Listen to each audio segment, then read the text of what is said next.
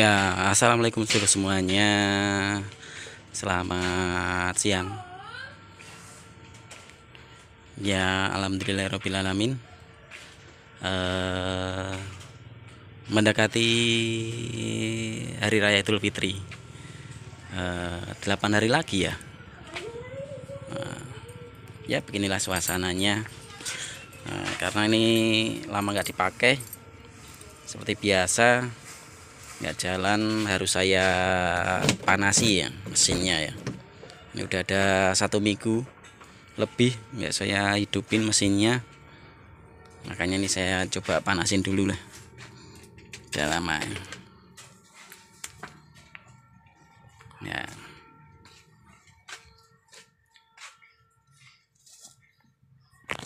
Ya, starter solarnya tipis. Oke, alhamdulillah aman ya.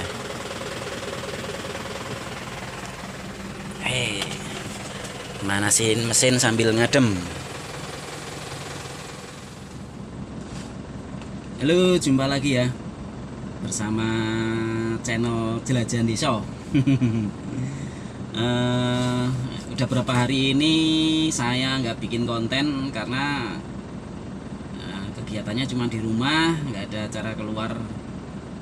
Kemarin acara keluarga terus di rumah ya, dan yang jelas fokus untuk beribadah. Alhamdulillah.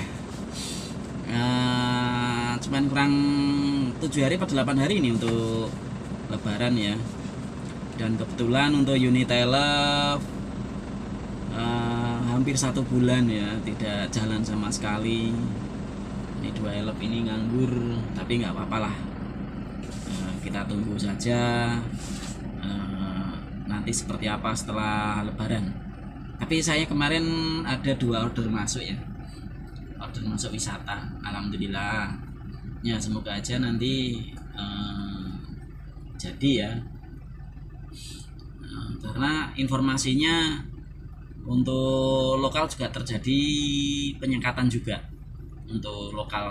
Misalnya di perbatasan Jogja Jateng itu kalau keluar sepertinya tidak ada, cuman kalau masuk ke wilayah Jogja itu ada penyekatan informasinya loh.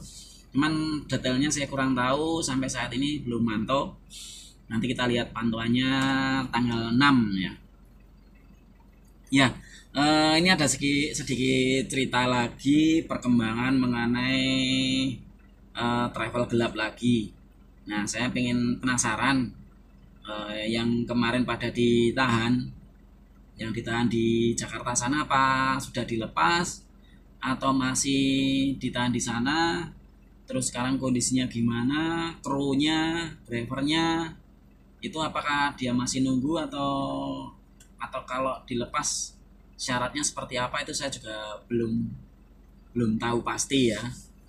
Nah, cuman ini saya ada sedikit informasi mengenai tata cara atau penindakan kendaraan yang kemarin pada disita atau ditahan atau dikandangkan ya.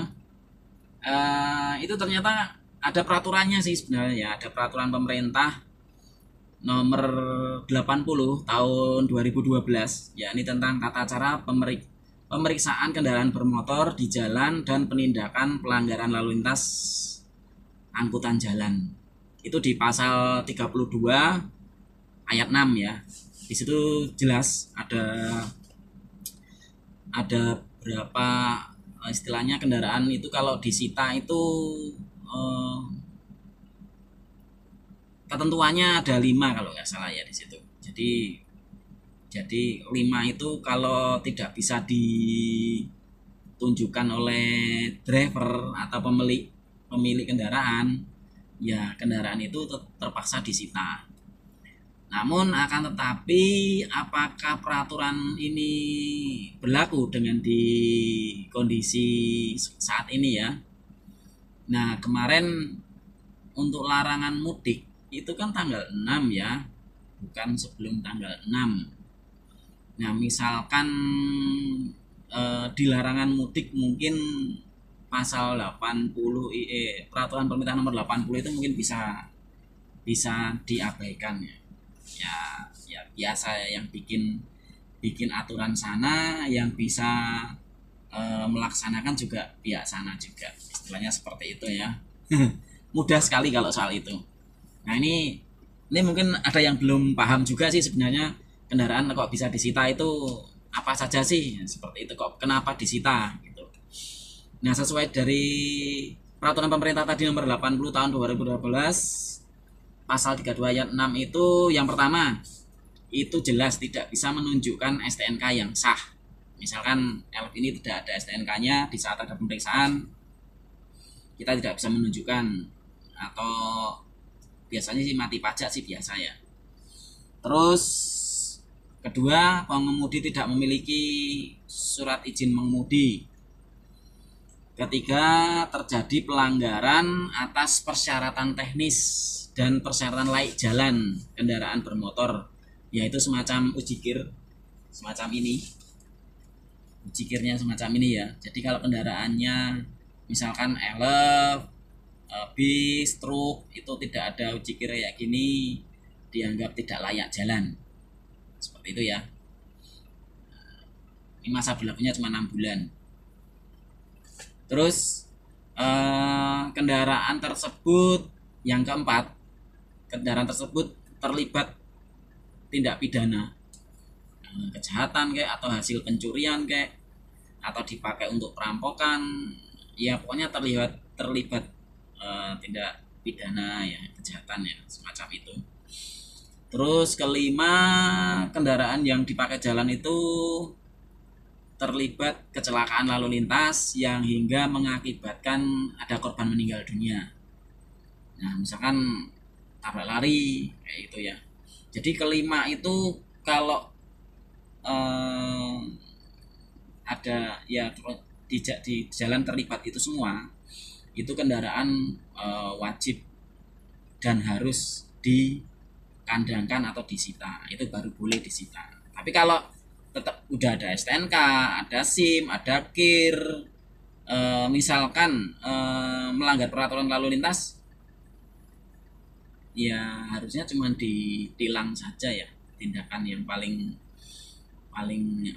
tilang menurut saya. Nah mungkin untuk efek jerahnya itu tersah, tapi kalau sampai dikandangkan saya rasa ya gimana ya, kasihan juga sih menurut saya, karena semua ada aturannya, tidak serta merta harus ditahan, atau mungkin karena situasi pandemi ya. Nah katakanlah kalau situasi pandemi, kenapa baru waktu itu, tidak dari awal-awal dulu penindakannya? Saya rasa mereka sudah pernah mendapatkan teguran atau tilang sekali seperti itu. Semua ada tata caranya pastinya. Ya ini cuman sekedar informasi saja ya dari saya. Mungkin ya kalau ada benarnya bisa dijelaskan. Kalau ada salahnya mungkin bisa ditambahkan seperti apa ya. Itu hanya sekedar cerita dari saya. Karena saya sendiri juga pernah mengalami kendaraan mau disita. Waktu itu saya pernah di Semarang bawa rombongan 2 unit elf. Itu saya dianggap melanggar rambu-rambu, ngeblong lampu merah ya.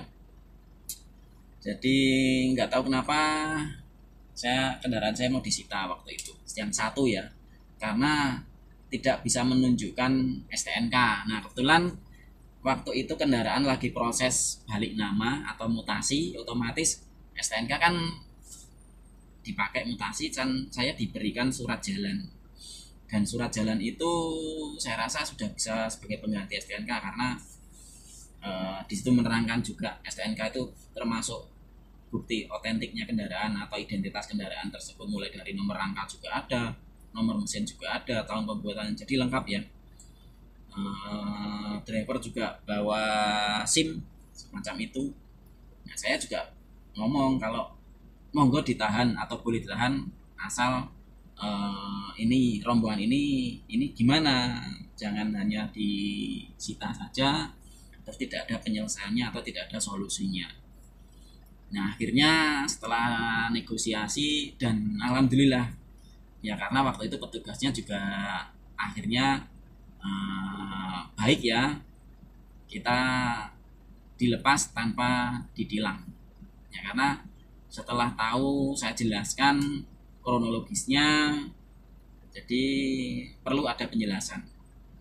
Tapi ya satu lagi tadi, kalau kita ketemu petugas yang tidak baik, ya mau gimana lagi ya, ya seperti itulah.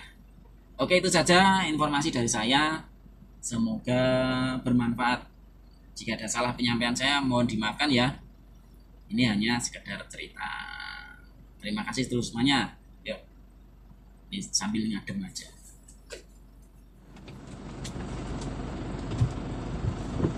Oke, manasin pakai jalan ya. Nah ini, nah kalau lama nggak dipakai jalan, remnya ternyata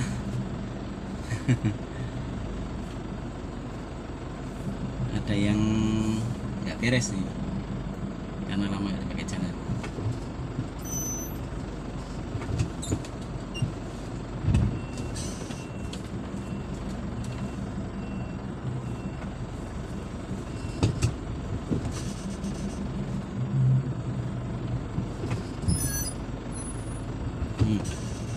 Remnya bunyi.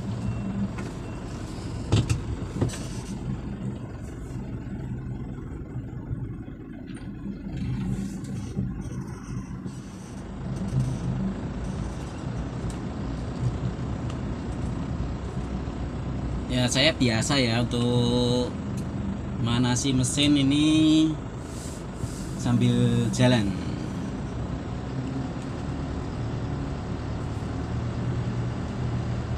Karena seperti kasus yang sebelumnya, lama nggak tak pakai jalan itu remnya itu ngancing, jadi silnya bocor kayak gitu.